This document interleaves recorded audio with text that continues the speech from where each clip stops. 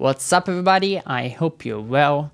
So after the last few videos I've had a bunch of questions from you and you gave me a few ideas for quite a few new topics. So let's jump straight in. First topic of the day is going to be string divisi. Super hot topic. Everyone seems to have, strong feelings about this.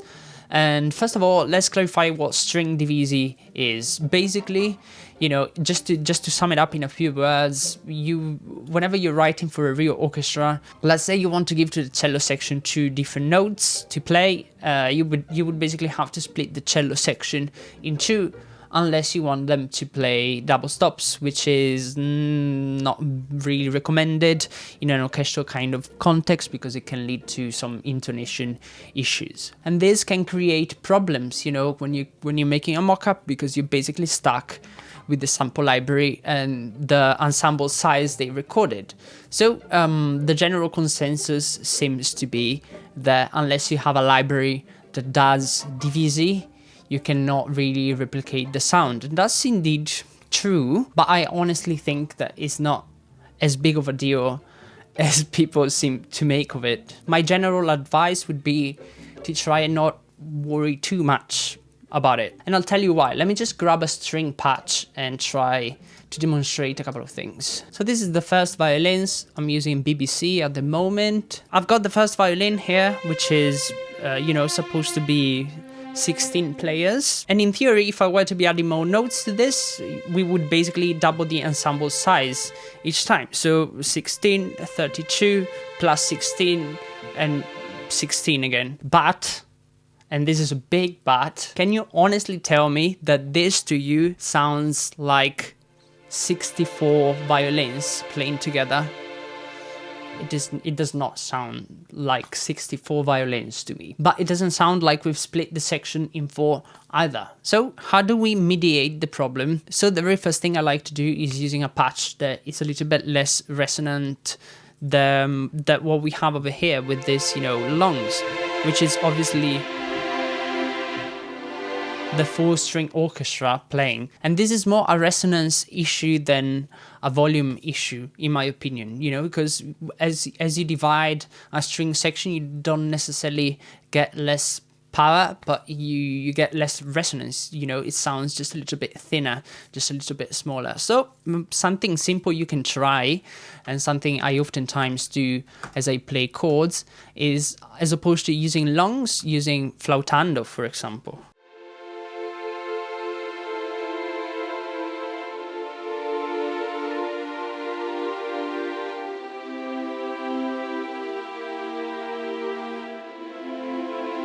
It's a very beautiful sound. It's quite a bit softer than the regular longs, and it just works, great for chords. And that's partially due to the fact that, the strings here would be in an accompaniment role as well, and even in a real kind of orchestral ensemble. And it is something that we've talked about in the previous videos as well. Players would try and blend with each other. So basically using a long patch, whether it's a flautando or even just, the regular longs or something else, consordino, something like that, would probably be fine, even if we have twice or 3 times, 4 times as many players as you normally would in a real ensemble. But this is kind of a specific use, and this is just for chords. Let's say you have a violin line, like a legato line or something like that, and you want to harmonize it with somebody else.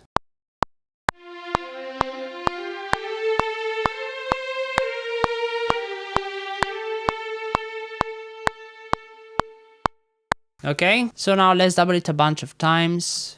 I'm gonna give this to the second violin, shift it down, scale quantize to F major. Let's fix the notes. Should be an E. I'll do the rest on my own just so that you don't have to watch me, tweaking. Okay, so I've added a third harmony part on the second violin and some violas as well, doubling the first violin an octave lower. And also I kind of transposed the up tone because we needed to fit the violin range. So let's have a listen. I didn't tweak anything other than the notes. This is just literally the same performance pasted to these other instruments.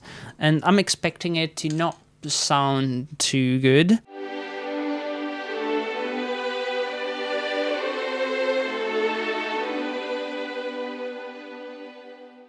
So the main problem here is clarity more than, you know, the number of the players, because we basically need to have the top line and the bottom line to sing as the most important notes, right? That's our melody. And having the same kind of dynamic levels across all the strings kind of creates a problems, and that's why it doesn't sound too good. But we would have the same problem whether we had 28 violins like we do here with violin 2, or if we had 14 like it's normally accepted for the second violin section, right? Something quick you can do is basically just pull some automation and draw in some, you know, expression, and just basically cut the power of the second violin in half, about half. Yeah, same for that other line. Let's have a listen now. It's going to be much clearer.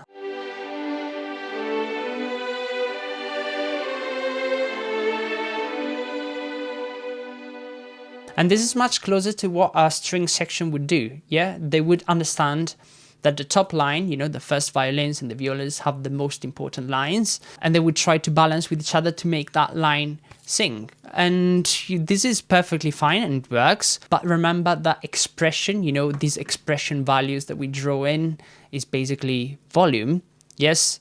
And as we said before, you know, splitting the section in half is basically going to create less presence, not necessarily less volume. So to me, it's still, you can still achieve much more realistic kind of results if you do it to taste, just tweaking, you know, the modulation data, which is dynamics, because, you know, the softer the dynamics, the less present the violins are going to sound. Yes, so let's basically do the same thing. I kind of dragged the expression all the way up, so we're basically matching the same volume as before. And let's do the same thing on that other violin line, going back to modulation and cut the dynamics in half.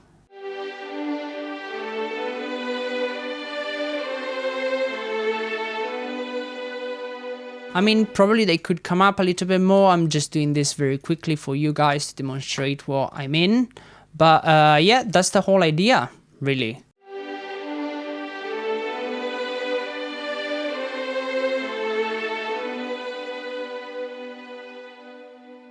So this is not too bad. Am I being overly picky about this? Maybe, you know, the expression was probably working fine and it was a much quicker way to achieve a very similar kind of thing. But this is all to say, you know, string Divisi, don't worry about it too much. Next topic of the day is going to be positioning closed mic recordings in a whole. This is more like a mixed thing, but you know, I've had a few questions on this and it's related, so let's talk about it. I have sample modeling over here, which, as you know, is bone dry, but that's not a problem. But it can be a strength, actually, because having a dry recording like this can give you quite a bit of flexibility in terms of where you decide to position it. So let's record something.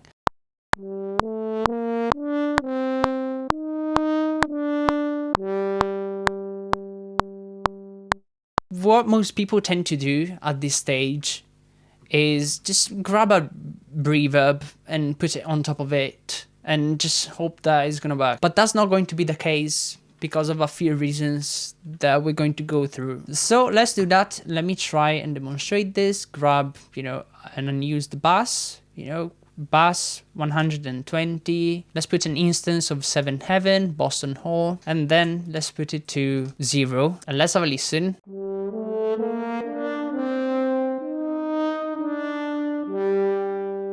Which is fine, it's not too bad. It literally sounds like an instrument with a reverb, yeah, which is a cool sound, but it's not what we want, because what we need to do is basically just create depth, and it's not something that we can do by simply adding a tail on top of, you know, a closed mic recording. So let's just mute this for a second. Let's disable the reverb. The very first thing we need to understand is that the further away we get to a sound source, the less definition we get in the highs and the lows particularly. Yes, I can easily demonstrate this by talking to a microphone. If I were to be moving very close to this microphone, you would hear my voice sounding very bassy and very deep, while, you know, just stepping away from it, we would basically lose all that kind of information. So if you want to replicate this in the virtual kind of domain, the very first thing we need to do is just grab an equalizer. And the very first thing I'm going to do is basically just cut a bit of that information, you know, those lows, we don't need them. We don't want to go overboard, otherwise it's going to sound really thin. Yes, something like this, and cut a bit of the highs as well.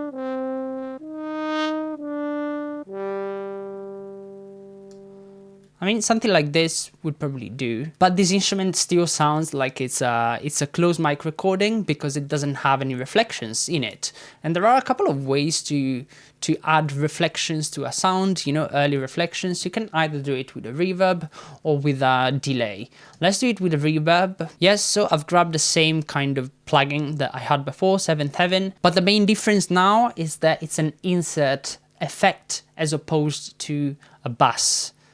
The reason is that we want to get rid of the closeness of the sound.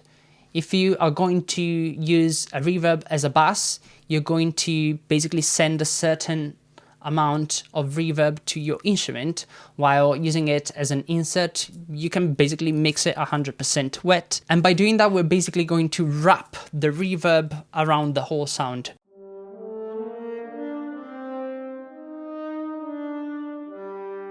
This is obviously a little bit excessive, and I wouldn't necessarily do something like this, but you can clearly hear the difference between this and before. You know, we now have depth in the sound as well as a tail. So I can expand this and just, you know, maybe work on the early reflections as well.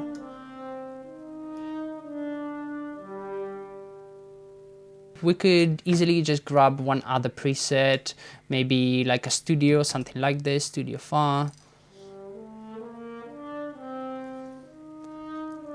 And this is great already. You know, this is something that you can start with, maybe just pushing the later reflections a little bit, something like that. And that's basically it. We've put this instrument into a different room. And if you want to just bring back a little bit of detail, you know, bring back a little bit of the closed mic, you can basically dial back the mix kind of knob, yeah?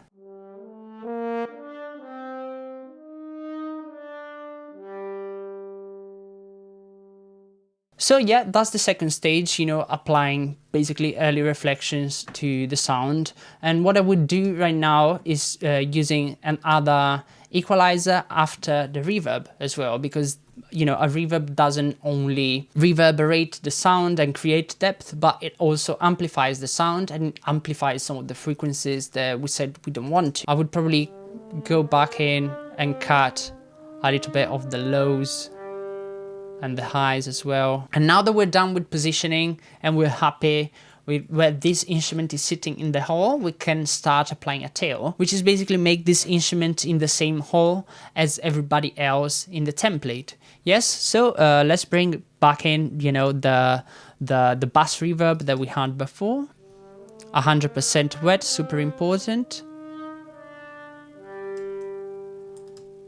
Pro tip here, if you don't want the tail to kind of cover up all the pretty stuff that you do in your mockups, just make sure you use a little bit of pre-delay, 15 milliseconds, 18 milliseconds, something like that. And something you can do at the very end if you want to reintroduce a little bit of the natural harmonics that we've lost by using equalizers as heavily as we did, is using some saturation plugins. And I would probably do this at the very end of the stage. You know, this is the main bass, you know, this is the output for the French horns, and let's apply some saturation at the very end.